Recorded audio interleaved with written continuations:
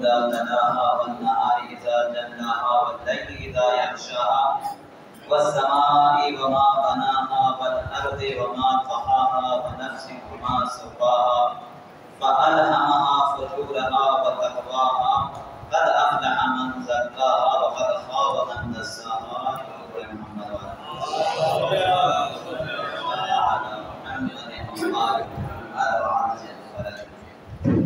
کل آپ کی خدمت میں تزکیہ نفس کے بارے میں چند معلومات پیش کی اور اس میں ایک جو ہے علامہ طباطبائی صاحب نے جو خط ایک گنہگار کے نام لکھا تھا، یقیناً ہم اور آپ کے لیے تھا، تو سعادت ابدی کے لیے یعنی ہمیشہ کی کامیابی کے لیے اور آخرت کی نجات کے لیے تزکیہ نفس جو ہے ضروری ہے. انسان کا نفس کو پاک کرنا ضروری ہے. تزکیہ نفس اتنی ضروری ہے، تزکیہ نفس، اور جتنی جو ہے انسان کو زندگی کے لیے سانس لینے کی ضرورت ہے، اتنی جو ہے انسان کے لیے نفس کو پاک کرنے کی ضرورت ہے. کل جو ہے بیان کیا کہ کس طرح گناہوں سے انسان جب آلودہ ہو تو پھر اس کے لیے تزکیہ نفس ممکن ہے. کس طرح وہ اپنی نفس کا تزکیہ کرے. حب دنیا میں گرفتار شخص جو ہے کس طرح وہ اپنے آپ کو دنیا کی محبتوں سے، دنیا کی محبت سے جو ہے اپنے آپ کو نکال سکتا ہے. تو اس میں سب سے پہلی چیز علامہ نے جو بیان کی وہ کیا تھا؟ ہمت کرنا.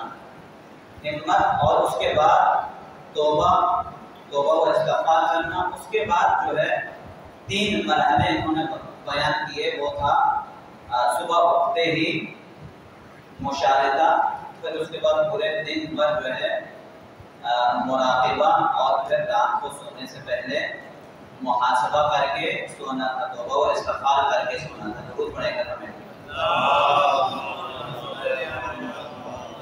جب اسی طرح جو ہے روزانہ اسی چیز پہ جو ہے عمل کریں تو انشاءاللہ اس کو جو ہے اپنی نفس کا تزکیہ حاصل ہوگا. کیونکہ ہم ایک مہینہ روزہ رکھتے ہیں، بہت ساری چیزوں سے ہم بچتے ہیں، مباح کام سے بچتے ہیں، تو پھر کبھی ایسے کرتے ہیں 1 مہینے کے بعد علامہ نے یہ کہا تھا کہ 20 دن کے بعد ہم اپنے حالات سے مجھے آگاہ کرنا. اب ہم کئی دن جو ہے اسی طرح مسلسل جو ہے اس پہ عمل کریں. تو جیسے رمضان المبارک میں ہم روزہ رکھ کے بہت ساری چیزوں سے بچتے ہیں، تو 1 مہینے کے بعد جو ہے انسان جب پانی پیتا ہے تو بڑے احتیاط سے پینے لگتا ہے پانی. جب پیاس لگتی ہے تو کئی گھنٹے جو ہے پیاس کو برداشت کر لیتے ہیں، اسی عادت سے کہ رمضان کے مہینے میں جو عادت پڑ گئی ہمیں پیاس برداشت کرنے کی، بھوک برداشت کرنے کی، تو اسی طرح شوال کے مہینے کے کچھ دن 10-12 دن وہ اسی طرح احتیاط میں اپنی زندگی گزارتے ہیں، حالانکہ روزہ نہیں ہے. بالکل اسی طرح اگر کوئی اس کام پہ جو علامہ نے ترکیب بتائی اس پہ عمل کریں تو انشاءاللہ وہ اپنی نفس کو جو ہے پاک کر سکتا ہے. تو آج کا سورہ جو میں نے شروع میں بیان کی، سورہ شمس. سورہ شمس میں اللہ تعالیٰ ارشاد فرماتا ہے کہ والشمس وضحاہا، سورج کی قسم اور اس کی روشنی کی قسم. قسمیں کھا رہا ہے اللہ تعالیٰ، سورج کی قسم اور سورج کی روشنی کی قسم. والقمر اذا تلاہا، اور چاند کی قسم جب وہ اس کے پیچھے آتا ہے، سورج کے پیچھے چاند آتا ہے. والنہار اذا جلاہا، اور دن کی قسم جب وہ آفتاب کو روشن کر دے. واللیل اذا یغشاہا، اور رات کی قسم جب وہ اسے چھپا لے، سورج کو جو ہے رات چھپا لیتے ہیں. والسماء وما بناہا، آسمان کی قسم اور آسمان کے بنانے والے کی قسم. والارض وما طحاہا، زمین کی قسم اور اس کے بچھانے والے کی قسم. ونفس وما سواہا، اور نفس کی قسم اور اس کی قسم جس نے اس نفس کو مقتدر رکھا، اعتدال میں رکھا انسان کے نفس کو. فَأَلْهَمَهَا فُجُورَهَا وَتَقْوَاهَا، پھر اس نفس کو اس کی بدکاری اور اس سے بچنے کی سمجھ دی. یعنی اللہ تعالیٰ نے انسان کو نفس عطا کیا ہے، جانوروں کو صرف اور صرف نفس عطا کیا ہے، فرشتوں کو اللہ نے عقل دیا ہے، اور انسان جو ہے ان دونوں کے بیچ میں ہے، یعنی انسان کے پاس نفس بھی ہے اور عقل بھی ہے۔ فرشتوں کے پاس نفس نہیں ہے، اپنی ذاتی خواہشات فرشتوں کے پاس نہیں ہے، اور جانوروں کے پاس عقل نہیں ہے کہ میں یہ کام نہ کروں، یہ بری بات ہے، یہ ساری چیزیں جانوروں کے پاس نہیں ہیں۔ ہمارے پاس یہ دونوں چیزیں ہیں، عقل بھی ہے اور نفس بھی ہے، لہذا وہ کیا کریں، اور اللہ تعالیٰ نے سمجھ بوجھ بھی دیا ہے یہ کام کرنا غلط ہے، یہ کام کرنا صحیح ہے، اور اسی حساب سے اگر وہ جو ہے ان کاموں کو کریں جو اس کی عقل کہتی ہے، عقل کے مطابق عمل کریں، تو وہ فرشتوں والا صفت آ گیا، تو مطلب وہ فرشتوں سے بہتر ہے، کیونکہ فرشتوں میں یہ ایک نفس والی جو قوت ہے فرشتوں کے پاس نہیں ہے۔ نفس کے ہوتے ہوئے بھی انسان فرشتوں والا کام کرے تو وہ انسان فرشتوں سے افضل ہے، اور اسی طرح عقل ہونے کے باوجود بھی جانوروں والے کام کریں تو وہ انسان جانوروں سے زیادہ بدتر ہو جاتا ہے، جانوروں کی طرح نہیں ہے۔ انہم کالانعام بل ہم اضل، یہ انسان جو ہے جانوروں سے بھی زیادہ بدتر ہے، تو لہذا اللہ نے نفس کو جو ہے بدکاری سے بچنے کی سمجھ دی۔ اب اس کے بعد اللہ نے اس سورے میں جو ہے اب تک 11 قسمیں کھائیں، 11 قسمیں، والشمس وضحاها یعنی چاند کی قسم اور اس کی روشنی کی قسم، اور اسی طرح سورج کی قسم، اس کی روشنی کی قسم، چاند کی قسم، یہ ساری قسمیں کھانے کے بعد اللہ تعالیٰ اب جب قسم کھاتا ہے، ہم اور آپ جب قسم کھاتے ہیں تو کیوں قسم کھاتے ہیں؟ جب اپنی بات کو جو ہے منانا ہو، جب اپنی سچائی کو ظاہر کرنا ہو، تو پھر ہم جو ہے قسم کھاتے ہیں۔ اللہ تعالیٰ کو ضرورت نہیں ہے اپنی بات کو منانے کی، اللہ تعالیٰ کو اس چیز کی ضرورت نہیں ہے، لیکن اللہ جب قسم کھا رہا ہے تو اس کا مطلب یہ ہے کہ اس بات کی اہمیت کو بتانے کے لیے، کسی چیز کی اہمیت کو بیان کرنے کے لیے۔ اسی طرح معصومین علیہ السلام جو ہے کوئی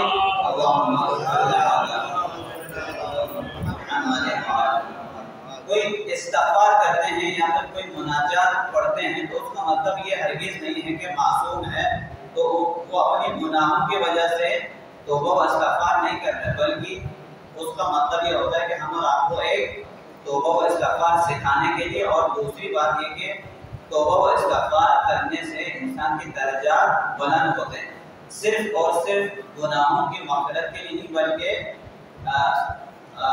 اور زیادہ بلندی درجات کے لیے استغفار کرتے ہیں۔ تو لہٰذا آخر میں انشاءاللہ امام زین العابدین کی ایک مناجات کا ٹکڑا آپ کے خدمت میں پیش کروں گا۔ تو اللہ تعالیٰ جو ہے اتنی قسمیں کھانے کے بعد ایک بات ہو جس بات میں زیادہ وزنی ہے، جس کی اہمیت کو بتانے کے لیے اللہ تعالیٰ ارشاد فرما رہا ہے فَأَلْهَمَهَا فُجُورَهَا وَتَقْوَاهَا۔ اس کے بعد آخر میں اللہ کہتا ہے دو باتیں، قَدْ أَفْلَحَ مَنْ زَكَّاهَا یعنی یقیناً جس نے اپنی نفس کو پاک رکھا وہ کامیاب ہوا۔ 11 قسمیں کھانے کے بعد اللہ ارشاد فرماتا ہے جس نے اپنی نفس کو پاک رکھا وہ کامیاب ہوا، اور اس کے بعد دوسری بات فَأَلْهَمَهَا فُجُورَهَا وَقَدْ خَابَ مَنْ دَسَّاهَا، اور جس نے اسے آلودہ کیا وہ نامراد ہوا۔ دو باتیں، 11 قسمیں کھانے کے بعد جس نے اپنی نفس کو پاک رکھا وہ یقیناً کامیاب ہوا، اور جس نے اپنی نفس کو گناہوں میں آلودہ کیا وہ ناکام ہوا۔ ضرور پڑھیں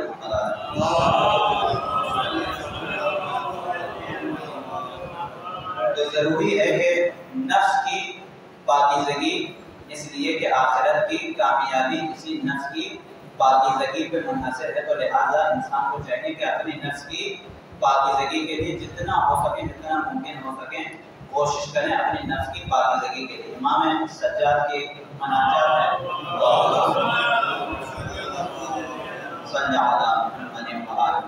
انشاءاللہ اگلے 1-2 دن چند مناجات، چند دعائیں جو آپ کے خدمت میں پیش کروں گا۔ بہترین دعا ہے انشاءاللہ، اس کا ترجمہ بھی کسی حد تک آپ کے خدمت میں پیش کروں گا۔ پہلے امام کی مناجات سناتے ہیں، اس سے پہلے ضرور پڑھیں بلند ترین آواز۔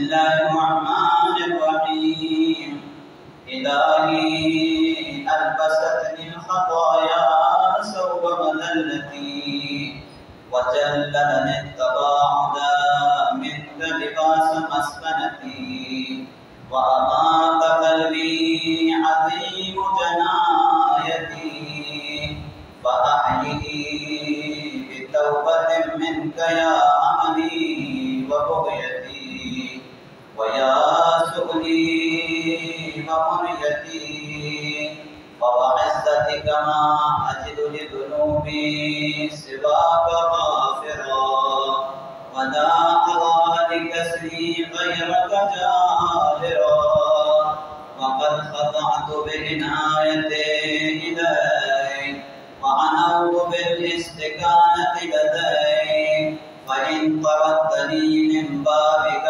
فبمن أعوذ وإن رددتني عن جنابك فبمن أعوذ فضاء سفاه من خجلتي وافتضاحي وبال لهفاه من سوء عملي واجتراحي أسألك يا غافر الذنب الكبير ويا جابر العظم الكثير أن تهب لي موبقات الجرائر وتستر علي فاضحات السرائر ولا تخلني في مشهد القيامة من برد عفوك وغفرك ولا تعلني من جميل صفحك وسترك إلهي ظلل على ذنوبي غمام رحمتك وأرسل على عيوبي سحاب رحمتك إلهي هل يرجع العبد الآبق إلا إلى مولاه أم هل يجيره من سخطه أحد سواه إلهي إن كان الندم على الذنب توبة فإني وعزتك من النادمين وإن كان الاستغفار من الخطيئات فإني لك من المستغفرين لك القضى على ترضى إلهي بقدرتك علي تب علي وبحلمك عني أعفو عني. ضرور پڑھیں گے مولا اس مناجات میں ارشاد فرماتے ہیں کہ اے میرے معبود میرے گناہوں نے مجھے ذلت کا لباس پہنا دیا ہے. گناہوں کی وجہ سے ذلت کا لباس میں نے پہن لیا ہے. تجھ سے دوری کے باعث بے چارگی نے مجھے ڈھانپ لیا ہے. گناہوں کی وجہ سے ہی انسان اللہ سے دور ہو جاتا ہے. تو مولا فرماتے ہیں کہ تجھ سے دوری کے باعث بے چارگی نے مجھے ڈھانپ لیا ہے. بڑے بڑے جرائم نے میرے دل کو مردہ کر دیا ہے. عرض کیا تھا آپ کے خدمت میں جب جرم کرتا ہے گناہ کرتا ہے اس کے دل پہ سیاہ نقطہ پڑتا ہے. تو مولا فرماتے ہیں کہ بڑے بڑے جرائم نے میرے دل کو مردہ بنا دیا ہے. ہم اور آپ کے لیے بھی یقیناً بس توفیق توبہ سے اس کو زندہ کر دیں. میرا دل جو مردہ ہوا ہے مجھے توفیق دے دیں توبہ کی تاکہ میں اپنے دل کو جو ہے زندہ کر سکوں. اے میری امید، اے میری طلب، اے میری حاجت، اے میری آرزو، مجھے تیری عذاب، مجھے تیری عزت کی قسم تیرے سوا میرے گناہوں کو بخشنے والا کوئی نہیں ہے اور تیرے سوا کوئی میری کمی کو پوری کرنے والا کوئی نظر نہیں آتا. میں تیرے حضور جھک کر توبہ و استغفار کرتا ہوں اور تھک ہار کر تیرے سامنے آ پڑا ہوں. انسان یقیناً دنیا کی لذتوں کے پیچھے بھاگ بھاگ کے انسان ایک مرتبہ تھک جاتا ہے. تھک کر پروردگارا میں تیرے سامنے آ پڑا ہوں اور اگر تو نے مجھے اپنی بارگاہ سے نکال دیا تو میں کس کا سہارا ہوں؟ اگر تو نے مجھے اپنے آستانے سے خودکار دیا تو میں کس کی پناہ ہوں؟ وائے ہو میری شرمشاری اور میری رسوائی پر، اور صد افسوس میری اس بدعملی اور آلودگی پر، میری گناہوں کی آلودگی پر سخت افسوس۔